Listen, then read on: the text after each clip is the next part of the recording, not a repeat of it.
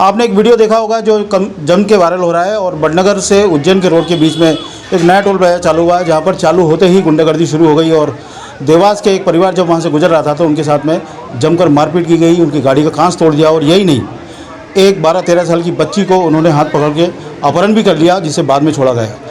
ऐसी स्थिति है पूरे मध्य प्रदेश और भारत के टोल प्लाजाओं में, जहाँ पर गुंडे टोल प्लाजा को संचालित कर रहे हैं और टोल प्लाजा 2 दिन पहले शुरू हुआ और वहाँ पर गुंडागर्दी शुरू हो गई। अमूमन ऐसे हाल सब जगह है। ये आप मंडप देख रहे होंगे मेरे ऊपर पास में जो है, जिस घर में मैं आया हूँ, ये शादी का मंडप है और ये परिवार शादी करने के बाद में दुल्हन को लेकर के, दूल्हा दुल्हन को लेकर के एक धार्मिक स्थान पर गया था और वहाँ पर दर्शन करा के जब वो लौट रहा था तब उस टोल प्लाजा पर ये पूरा घटनाक्रम हुआ है और परिवार बुरी तरह से डरा हुआ है। देवास लाइव पर वीडियो देखने के बाद में उन्होंने हमसे संपर्क किया और आप इनके पास में आए हुए हैं। फिलहाल हमारी उज्जैन एसपी से बात हुई है और इसके बाद में मुकदमा कायम भी करवाया जाएगा फरियादी की ओर से। लेकिन कितनी ज़्यादा गुंडागर्दी है आप देख सकते हैं। हम परिवार से भी बात करते हैं इस समय।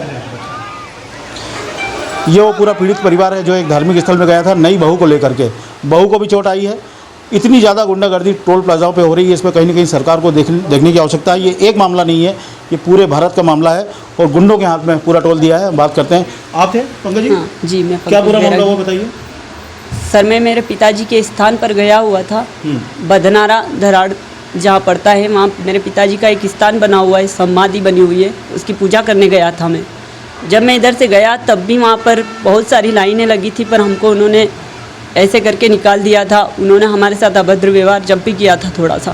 फिर हम हम निकल कर वापस लौटते हुए आए तो उन लोगों ने याद रखा शायद कि ये लोग वही है। वो लोग हमसे टोल मांगने लगे। मैं से बोला कि पैसा दो। मैं बोला कितने पैसे चाहिए आपको? बोलने लगा कि 300 रुपये दे दो। मैंने कहा क्यों 300 रुपये क्यों दे दे? ड्राइवर की उनकी बहस हो रही थी पहले।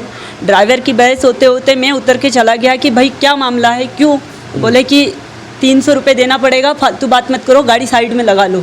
मैंने बोला गाड़ी क्यों लगाए साइड में? पैसा दे रहे हैं ना हमारी। जब तक मेरी माताजी पैसा निकाल ही रही थी, गाड़ी हमारी साइड में लगवा दी उन्होंने। और गाड़ी साइड में लगवाने के बाद जब मैं फिर से गया उनके पास कि भैया काय के पैसे ले रहे हो, कैसे ले रहे हो, पर्ची दे दो, तो बस उधर से 2-3 लोग आए, धक्का मुक्की करा और मेरे को मारना शुरू करा। तो मेरा भाई दौड़कर आया, छोटा दूल्हा, और उसने आकर मेरी जान को बचाने लगा। तो वो उधर से फिर गुंडे बदमाश बहुत सारे लोग आए दौड़कर। हम तो भूल ही गए थे कि कौन कौन थे, याद नहीं है। वो लोग आए और उन्होंने हमसे जुम्मा झटकी करी। मेरी बहन, मेरी वाइफ, ये सब लोग आए मेरे को बचाने के लिए। तो फिर कार के पास में वो उनसे भी अभद्र व्यवहार करने लगे।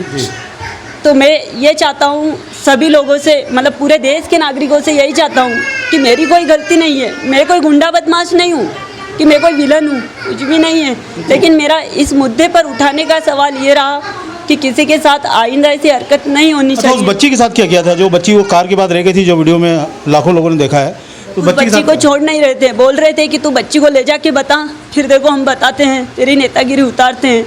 और बोलने लगे कि बच्ची को ले जा करके बताने के बाद अगर थाने में रिपोर्ट करी फिर देख लेंगे। बोल थे मैं उनकी माता हूँ। मैं बाहर उतर के उनको बोल रही थी कि मैं पैसे दे दूँ भैया, लड़ाई मत करो, अच्छे से हमारे को निकाल दो।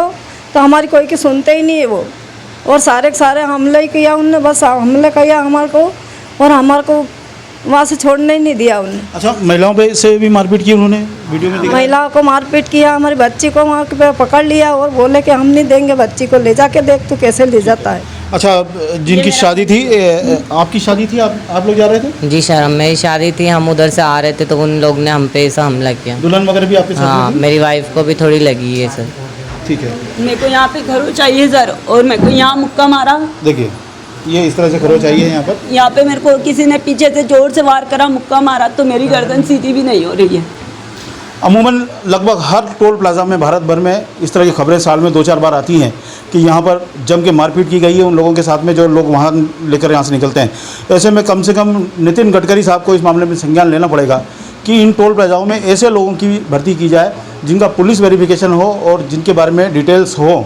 लेकिन अभी हो ये रहा है कि आसपास के जो गुंडे हैं उनकी भर्ती टोल प्लाजा पे होती है और वो लोग इस तरह से वसूली करते हैं और वसूली ना होने पर इस तरह से मारपीट और हरकतें करते हैं। ऐसे में कहीं ना कहीं कानून व्यवस्था की भी दिक्कत खड़ी होती है। वीडियो वायरल होने के बाद में उज्जैन पुलिस ने कार्रवाई की है और करीब 5 लोगों को उन्होंने गिरफ्तार भी किया है और मामले में वहाँ के सांसद अनिल फिरोजिया ने भी वीडियो जारी किया है और उन्होंने भी कार्रवाई के लिए कहा है। ऐसे में पुलिस अपनी कार्रवाई कर रही है। अब जब फरियादी रिपोर्ट लिखाएंगे तब भी सख्त कार्रवाई होगी, लेकिन इस तरह के मामले कम से कम पूरे भारत भर में जो होते हैं, मध्य प्रदेश में होते हैं, देवास में होते हैं और देवास के आसपास होते हैं, इन पर अब लगाम लगाए जाने की आवश्यकता है। क्या हमने ये देश प्रदेश गुंडों के हाथों में सौंप दिया है? देवास लाइव के लिए सौरभ।